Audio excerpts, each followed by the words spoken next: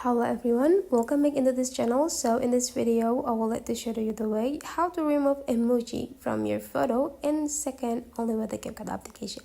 So to do that, we just need to open our CapCut application and we just need to wait until the CapCut application is perfectly open.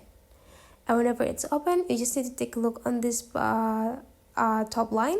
There will be a photo editor there, so you just need to go click it. And right after that, you just need to pick the picture that containing emoji on it and go click edit.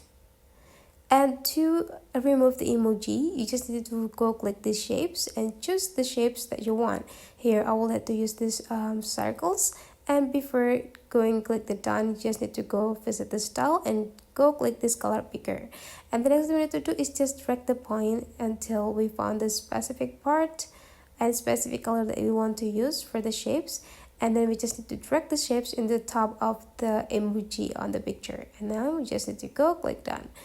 And your emoji is already removed. Now you just need to go click export to save the video, the photo. So that is the way how to remove emoji in a second only with the CapCut. Hopefully this tutorial today is useful for you. Thank you for watching, and I'll wait to see you for the next tutorial.